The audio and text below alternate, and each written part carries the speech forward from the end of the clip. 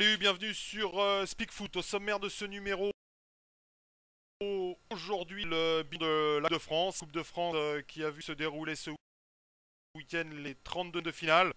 Avec comme d'habitude quelques surprises. La première est venue du Stade Bollaert dès vendredi avec l'élimination par Niort du Racing Club de Lens. 1 but à 0.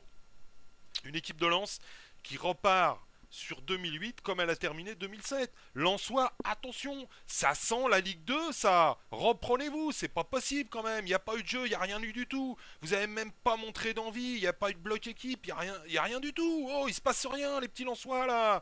Il faut y aller, les garçons, hein. Autre exploit, celui-là il est sympathique quand même. Carquefou, CFA2 qui élimine Guignon 1 but à 0. Guignon, attention, vous allez nous faire comme les Lensois, mais vous seulement vous allez vous retrouver en national. En difficulté en championnat, premier tour de coupe, 32e. Pop, ça dégage à la trappe. Même si Carquefou joue bien au ballon quand même, messieurs, un peu de sérieux. Sedan qui bat Caen 3-2. Là, bravo, bravo aux Sedanais. Hein. Moi, je leur donnais pas cher de leur peau avant ce match-là. Caen qui était quand même sur une belle dynamique de fin d'année. Bah non, 3-2, c'est jamais facile de mettre 3 buts. Belle qualification des Sedanais à du Goguez. Et puis l'exploit il est venu de Toulouse, du Stadium, il est venu du Paris Football Club. Un Paris Football Club, je vous l'ai dit, je l'apprécie dans mon commentaire sur le national, sur le bilan à la trêve, division offensive importante, des qualités, ça va prétendre à jouer la montée. Et Toulouse, eh oui Toulouse, un être vous manque. Elmander absent, Toulouse éliminé, ça met pas un but, ça a du déchet offensif. Et Libop, il était dépité après ce match-là. Mais on le comprend, il lui manque un joueur, les autres ils font quoi? Oh, Santos qui nous dit, ouais, je préfère pas aller à Là il a joué, il a rien fait Santos. Arrête de parler, joue.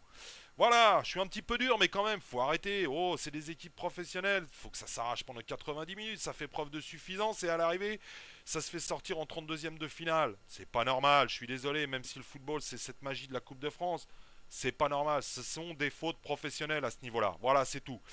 Ce qui a été dur également, c'est certaines qualifications. Hein. La qualification de Le Mans après prolongation contre Solonget, une équipe de CFA2. Une équipe du Mans qui a vu son défenseur central Cerdan se faire expulser, qui a vu Rudy Garcia qui s'est agacé contre l'arbitrage se faire expulser. Messieurs, tranquille, un peu de calme, ça reste que du football, même si on a tous envie que ça se passe toujours bien. Les arbitres, ils ont aussi le droit à l'erreur, donc un petit peu de mensuétude à leur égard, s'il vous plaît. On a Nice qui s'est qualifié 2-1 après prolongation contre le Havre. Et une équipe de Havre qui confirme qu'elle est dure à manœuvrer. Les Niçois qui confirment aussi qu'au Stade du Rail, ils sont invaincus. On a Strasbourg qui se qualifie 5-4 au pénalty après 0-0 dans le temps réglementaire et dans les prolongations. Qui se qualifie aux dépens de Rouen, une équipe de CFA. Bel exploit pour Rouen qui a tenu la dragée haute à Strasbourg tout au long du match, qui a produit du jeu, qui les a vraiment mis en difficulté. Également difficile la qualification de Monaco à Brest. Hein. Brest qui menait 1-0. Monaco qui se qualifie 3-1 après prolongation. Avec 3 buts du jeune Bercac. Les autres, ils ont fait le métier. Hein. Alors, soit ils ont bénéficié de l'avantage du terrain, soit ils ont été faire le métier à l'extérieur. Je pense en particulier à Montpellier qui recevait 3, qui se qualifie 1 but à 0. Metz qui se qualifie 6 buts à 1 à Vesoul. Il y a eu quoi d'autre? Il y a Bastia qui se qualifie 5 buts à 2 contre Viry-Châtillon. On a Marseille qui gagne 2-0 à Beauvais. On a Nantes qui gagne 3-0 à Montluçon. Amiens qui bénéficie de l'avantage du terrain pour éliminer Guingamp 2 buts à 1. On a quoi d'autre? Le PSG qui va gagner à Épinal. Le PSG sur sa dynamique à l'extérieur qui gagne 2-0. Nancy qui élimine Reims 2 buts à 1. Auxerre qui bénéficie de l'avantage du terrain, qui élimine Saint-Etienne 3 buts à 2 avec un match assez endiablé, un match assez intéressant. Et Lorient qui recevait Valenciennes qui se qualifie en gagnant 2 buts à 1. Sochaux qui a été gagné à Maubeuge 2 buts à 0. Lyon qui a été gagné à Créteil 4 buts à 0. Donc voilà, hormis les 4 premiers exploits de ce 32e de finale et des matchs un petit peu serrés, que de la logique respectée. Donc rendez-vous maintenant au mois de février, début février, pour les 16e de finale, avec quand même des matchs super intéressants. Un derby de l'Est, Strasbourg-Metz, un match Bordeaux-Le Mans entre deux équipes du haut de tableau, hein, le 3e et le 4e de la Ligue 1.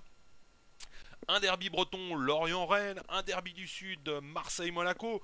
Donc vous voyez des matchs quand même assez sympathiques qui nous attendent. On a aussi des oppositions Ligue 1, Ligue 2, Angers-Nice, Sochaux-Montpellier, Bastia-Auxerre. Donc ça aussi c'est des matchs qui vont être quand même assez serrés. Et puis nos petits poussets de CFA2, Lyon-Duchère qui recevra Lille, Carquefou qui recevra Nancy, et le Poiré-sur-Vie qui aura la chance de recevoir le Paris Saint-Germain. Donc voilà, le PFC recevra Dijon, PFC auteur de l'exploit du match aller. Donc amis dijonnais, méfiez-vous, ça ne sera pas facile au stade Charletti. Voilà un petit peu pour cette Coupe de France. Je vous dis à bientôt sur Speakfoot. Salut à tous.